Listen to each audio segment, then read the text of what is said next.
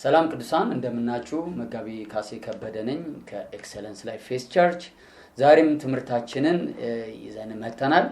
እግዚአብሔር በዚህ ትምህርት ውስጥ ብዙዎቻችሁን እያስተማረ እየነካ እየተለወጣችሁበት እንዳለ ስትነግሩን ነበር። በጣም ደስ ብሎናል።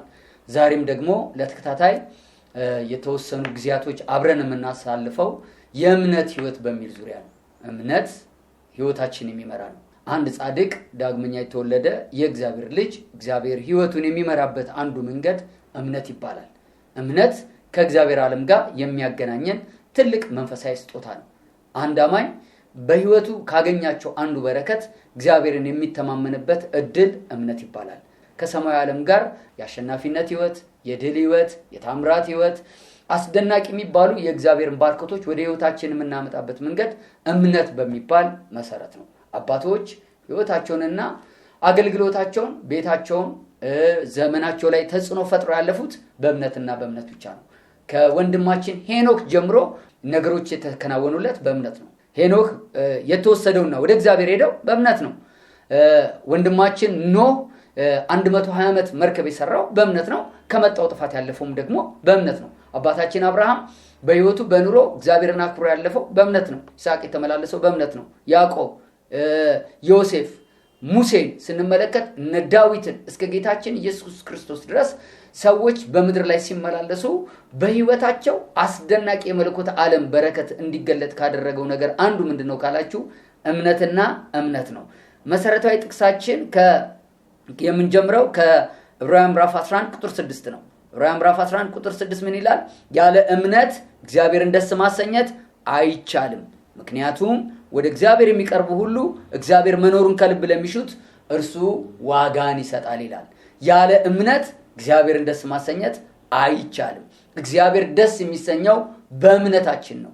እምነታችን በእግዚአብሔር ዓለም ውስጥ እግዚአብሔርን ደስ ያሰኘዋል። እግዚአብሔር ደስ የሚሰኘው ስላመንነው ሳይሆን እግዚአብሔር ደስ የሚለው ባመንነው ነገር ላይ እግዚአብሔር በረከቱን ስለሚለቅ ነው።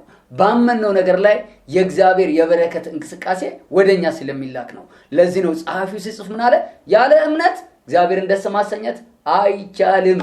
ምክንያቱም አለ ሪዝን አለው። ምክንያት ያለው እግዚአብሔርን እንድናምነውና እንድንተማመነው የተፈለገው ለምንድን ነው አለ? ምክንያቱም ወደ እግዚአብሔር የሚቀርቡ ሁሉ እግዚአብሔር መኖሩን ደግሞ ከልባቸው ለሚሹት እሱ ዋጋን ምን ያደርጋል? ይሰጣል። አሁን ለምሳሌ ዳንኤል እግዚአብሔርን የሚተማመን ስለነበረ ከአናብስቶቹ አፍ እግዚአብሔር ያድነኛል የሚል እምነት ስለነበረው እግዚአብሔር የአናብስቶቹን አፍ ዘጋለት። ሪዋርዱ ምን ሆነ ማለት ነው?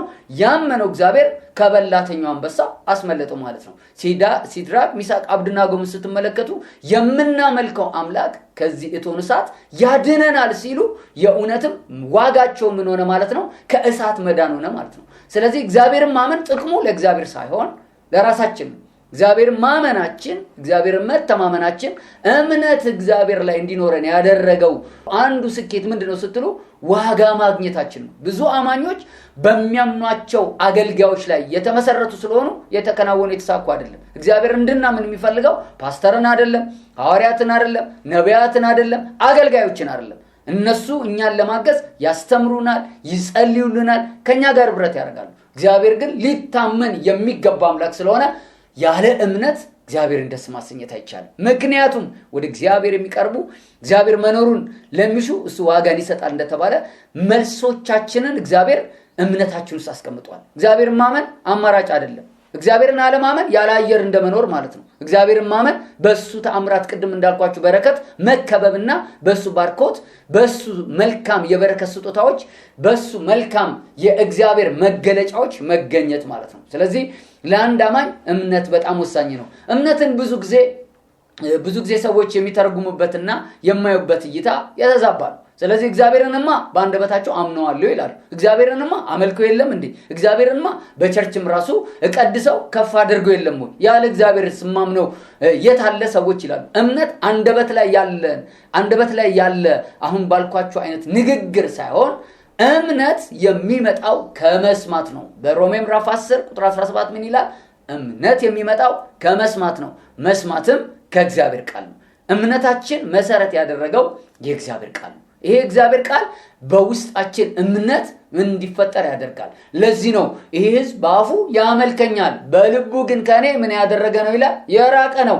አንደበታችን ስለ እግዚአብሔር ተናግሮ ልባችን ውስጥ ግን የተዘራ ወይንም የተቀመጠ የሕያው እግዚአብሔር ቃል ከሌለ በዚህ በእግዚአብሔር ቃል የሚመጣ በረከት የለም። ስለዚህ እግዚአብሔር የሚታመነው በልባችንና ስለ ንግግር የሚቀጥለው ጊዜ አስተምራችኋለሁ በአንደበታችን የሚገለጥ ነው እናምናለን። ስለዚህ እንናገራለን። መጀመሪያ ልባችንን የሚቀይር የእግዚአብሔር ቃል ያስፈልጋል።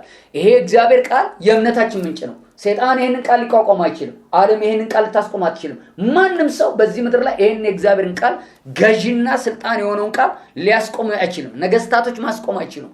ኃያላኖች ማስቆም አይችሉም። ይሄንን ቃል በሽታ ሊገዳደረው አይችልም። ይሄንን ቃል ካንሰር፣ HIV፣ የኩላሊት ህመም፣ ማንኛውም የበሽታ ተጽዕኖች፣ ማንኛውም የድነት ተጽዕኖች ይህንን ቃል ማስቆም አይችሉም። ለምን? የእግዚአብሔር ቃል ሕያውና የሚሰራ ነው ተብሎ እንደተጻፈ በዚህ ምድር ላይ ገዢ የሚባለው እውነት ምንድነው ስትሉ የእግዚአብሔር ቃል ነው። ይሄ እግዚአብሔር ቃል ገዢ ቃል ነው። ይሄ እግዚአብሔር ቃል የእምነታችን ምንጭ ስለሆነ ስናምነው የእግዚአብሔር ቃል በሕይወታችን መስራት ይጀምራል። ስለዚህ የእግዚአብሔር ቃል ልባችንን ሲቀይር፣ አስተሳሰባችንን ሲቀይር፣ አመለካከታችንን መቀየር በሚጀምርበት ጊዜ እምነት የሚባለው ነገር በውስጣችን ምን ያደርጋል? ይጸነሳል፣ ይወለዳል። ስለዚህ እግዚአብሔርን መተማመን እንጀምራለን። የእምነት ምንጭ ምንድነው ካላችሁ የእግዚአብሔር ቃል ነው። እምነት ለምን አስፈለገ ስትሉ ጻድቁን እግዚአብሔር አምላክ የሚመራው በምንድነው? እሱ በእምነት ብቻ ነው። ስለዚህ ሕይወታችን የሚመራው በእምነት ነው። የምንጸልየው በእምነት ነው። የምንዘምረው በእምነት ነው። በሽታን የምናባረረው በእምነት ነው። ሰይጣን የምንቃወመው በእምነት ነው። ተጽዕኖ የምንፈጥረው በእምነት ነው። ከእግዚአብሔር ጋር ህብረት የምናደርገው በእምነት ነው። የምናመልከው እያንዳንዱ ነገር እምነት ተኮር እንቅስቃሴ ነው መንፈሳዊ ዓለም ላይ። ምናልባት አንድ በጣም ጠቃሚ የእግዚአብሔርን ቃል ላንብብላችሁ። በሁለተኛ ቆሮንቶስ ምዕራፍ 5 ቁጥር 6 ላይ እንደዚህ የሚል የእግዚአብሔር ቃል አለ። ሁለተኛ ቆሮንቶስ ምዕራፍ 5 ቁጥር 6 ላይ እንደዚህ ይላል፣ ስለዚህ ሁል ጊዜ በመታመን እንኖራለን፣ በስጋ እስካለን ድረስ ከጌታ ርቀን እንደምንገኝ እናውቃለን፣ ምክንያቱም የምንኖረው በእምነት እንጂ በማየት አይደለም ይላል። ስለዚህ የምንኖረው መኖሪያችን ራሱ ገንዘባችን አይደለም። መኖሪያችን አገራችን አይደለችም። መኖሪያችን ያለን ነገር አይደለም።